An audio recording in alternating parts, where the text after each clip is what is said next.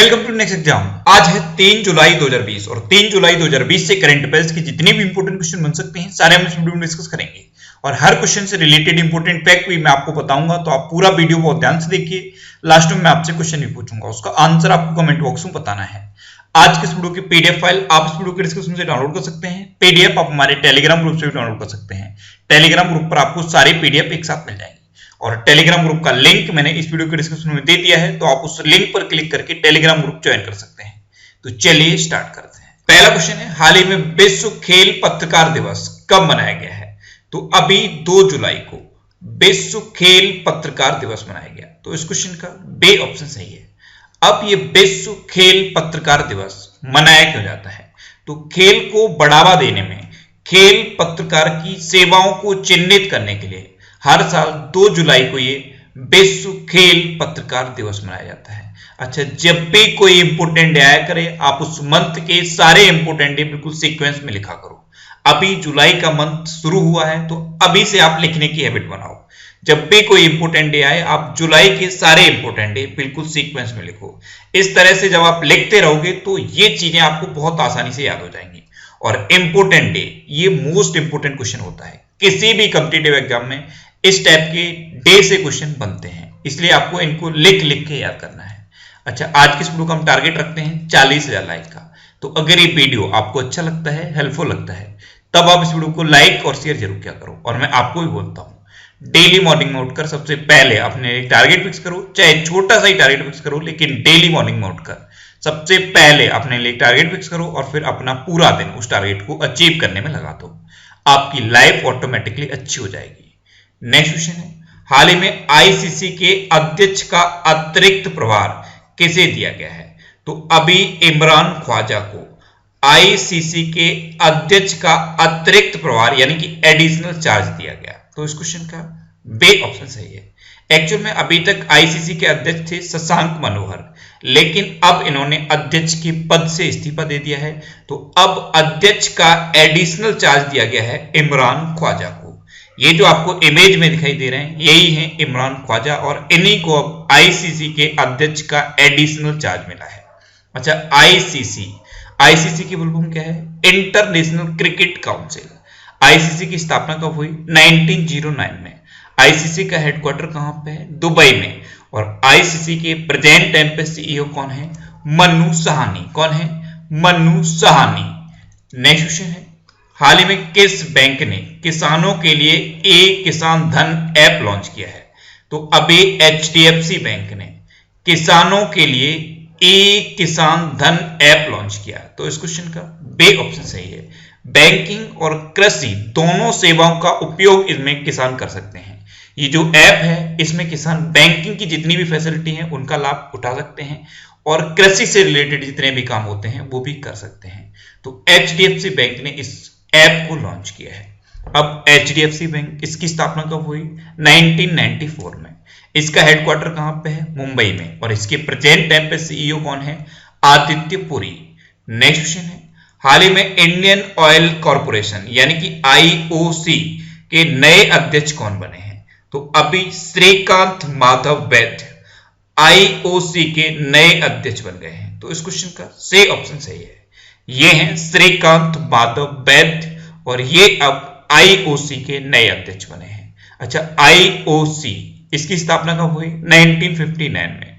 इसका हेडक्वार्टर कहां पे है? न्यू दिल्ली में। और अब इसके नए अध्यक्ष यही बने हैं, श्रीकांत माधव वैद्य।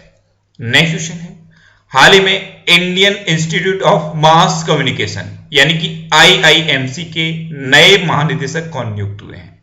तो अभी संजय द्विवेदी आईआईएमसी के नए महानिदेशक अपॉइंट हुए। तो इस क्वेश्चन का बी ऑप्शन सही है।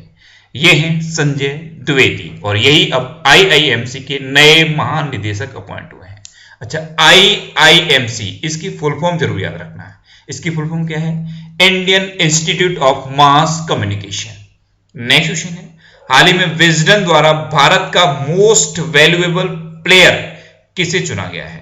तो अभी रविंद्र जडेजा को विजडन के द्वारा भारत का मोस्ट वैल्यूएबल प्लेयर चुना गया। तो इस क्वेश्चन का ए ऑप्शन सही है। 21वीं सदी का भारत का मोस्ट वैल्यूएबल प्लेयर यानी कि MVP चुने गए हैं रविंद्र जडेजा। अच्छा, विजडन ने अभी leading cricketer of the world किसे चुना था? वेन स्टोक को, तो उनका नाम भी आपको याद रखना है। और भारत का 21वीं सदी का मोस्ट वैल्यूएबल प्लेयर चुना है रविंद्र जडेजा को। नेक्स्ट क्वेश्चन है, हाल ही में किस राज्य सरकार ने वृक्षारोपण के माध्यम से हरित आवरण बनाने के लिए नई पहल शुरू की है? तो अभी उड़ीसा गवर्नमेंट ने वृक्षारोपण के माध्यम से हरित आवरण बढ़ाने के लिए नई पहल शुरू की है। तो इस क्वेश्चन का सी ऑप्शन सही है। और इस पहल का नाम है सबुजा उड़ीसा। क्या है? सबुजा उड़ीसा। इसमें क्या होगा, 1 रुपए प्रति अंकुर के हिसाब से लोगों को उनकी पसंद का कोई भी अंकुर दिया जाएगा। अंकुर यानी कि पौधा, उनकी पसंद का कोई भी पौधा उनको 1 रुपए प्रति अंकुर के हिसाब से दिया जाएगा। तो यह है सबुजा उड़ीसा पहल, और इसको वृक्षारोपण के माध्यम से हरित आवरण बढ़ाने के लिए शुरू किया गया है। अब उड़ीसा में शुरू किया गया, तो उड़ीसा के अभी जो मुख्य न्यायाधीश बने थे, उड़ीसा हाई कोर्ट के मुख्य न्यायाधीश बने मोहम्मद रफीक। उड़ीसा में मो जीवन पहल शुरू हुई और मो प्रतिभा पहल शुरू हुई। और उड़ीसा के जो चीफ मिनिस्टर हैं नवीन पटनायक, इनको अभी पेटा ने हीरो टू एनिमल अवार्ड से सम्मानित किया, क्योंकि लॉकडाउन के टाइम पर नवीन पटनायक जी ने जानवरों के लिए अलग से फंड जारी किया था। इसीलिए पेटा ने नवीन पटनायक जी को हीरो टू एनिमल अवार्ड से सम्मानित किया। और पेटा क्या है? पेटा जानवरों के हितों के लिए काम करने वाली एक संस्था है। अच्छा, उड़ीसा में ही सतकोशिया टाइगर रिजर्व है, सिमलीपाल नेशनल पार्क है, गहरमठ वाइल्ड लाइफ सेंचुरी है और चिल्का लेक है। और चिल्का लेक भारत की खारे पानी की सबसे बड़ी लेक है। अच्छा, उड़ीसा का जो दिवस है, उड़ीसा दिवस, उसको उत्कल दिवस कहते हैं। कब मनाया जाता है? 1 अप्रैल को।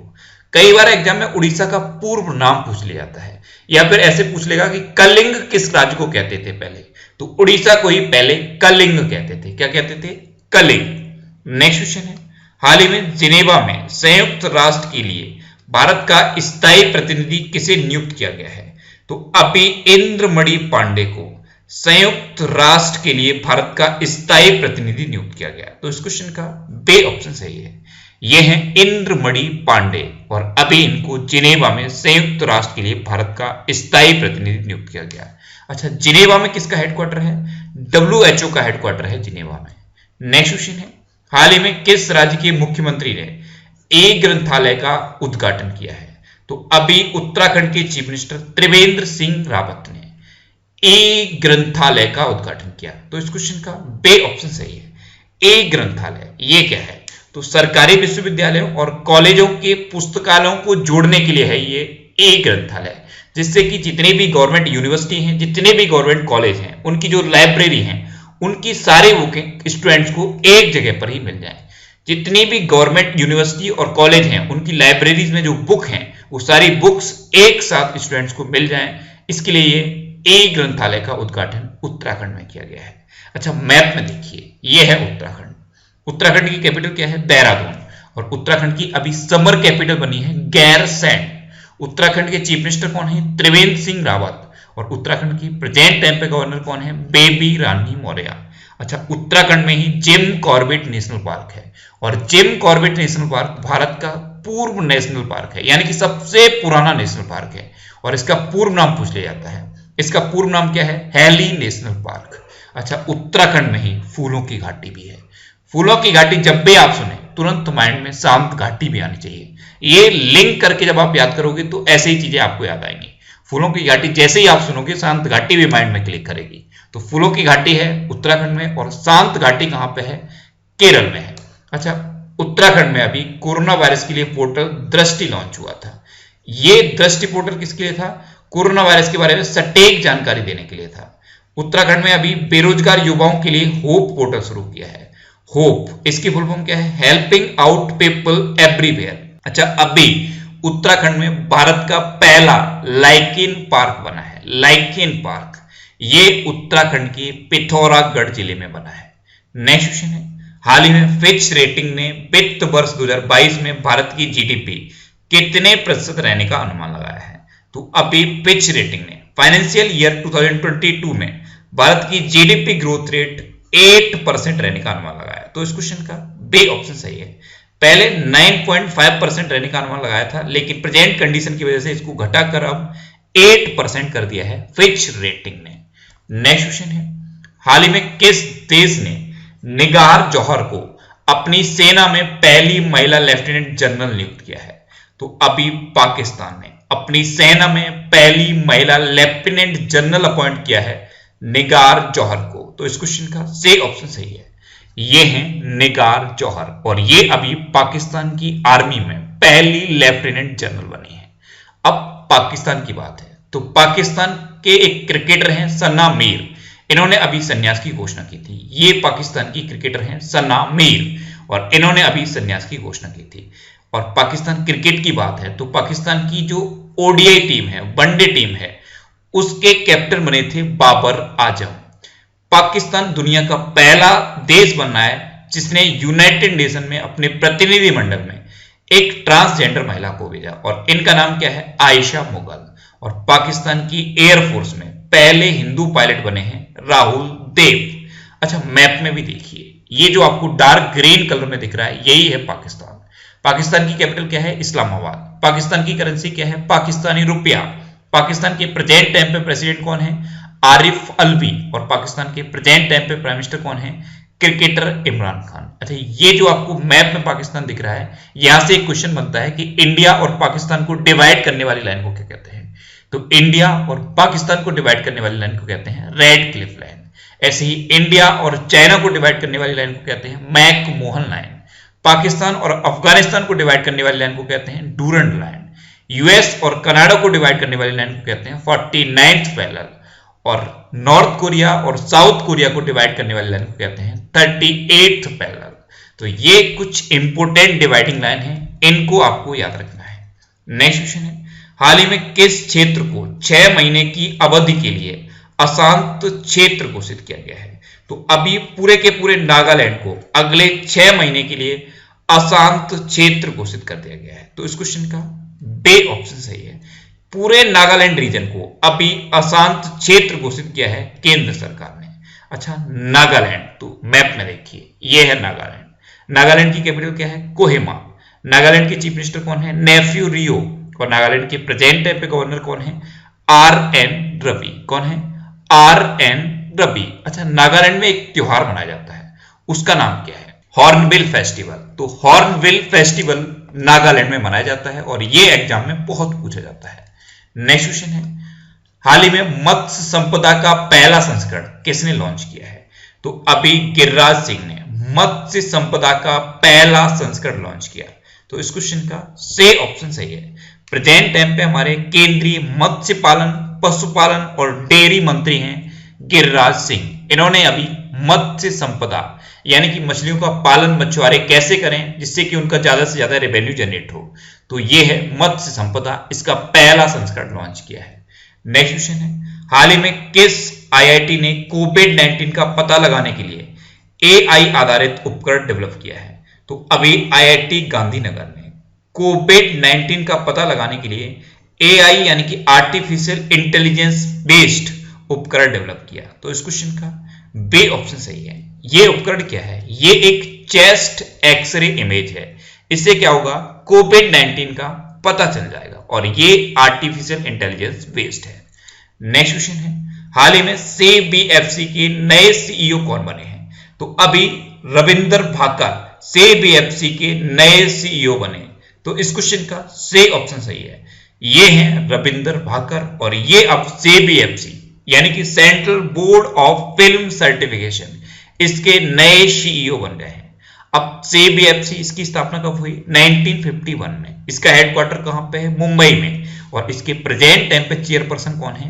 प्रसून जोशी। कौन है? प्रसून जोशी। और अब इसके नए सीईओ बन गए हैं रविंदर भाकर। अब लास्ट वीडियो के क्वेश्चन का आंसर। लास्ट वीडियो में मैंने आपसे क्वेश्चन पूछा था कि हाल ही में गुडनी जोहानसन किस देश के राष्ट्रपति का चुनाव जीता है? तो अभी गुडनी जोहानसन ने आइसलैंड के राष्ट्रपति का चुनाव जीता। यानी कि इस क्वेश्चन का सही ऑप्शन सही था, और लगभग सभी स्टूडेंट्स ने इसका आंसर सही दिया। मोस्टली स्टूडेंट्स के बारे में डिटेल में लिखा, मैं आपको एक बार फिर बोलूंगा, क्वेश्चन के बारे में आपको जितना ज्यादा से ज्यादा पता हो आप लिखा करो, क्योंकि जो चीजें आप लिख देते हो फिर उन्हें आप कभी नहीं भूलते। अब आपके लिए आज का क्वेश्चन है, हाल ही में किस राज्य में प्रोजेक्ट प्लेटिना का शुभारंभ किया गया है? 4 ऑप्शन दिए गए हैं, इनमें से आपको अपना आंसर बताना है। और इसके अलावा हम हमारे फेसबुक पेज पर previous year question daily post करते हैं, तो आप फेसबुक पर नेक्स्ट एग्जाम सर्च करके हमारा फेसबुक पेज ज्वाइन कर सकते हैं, क्योंकि प्रीवियस ईयर क्वेश्चन आपको बहुत हेल्प करते हैं।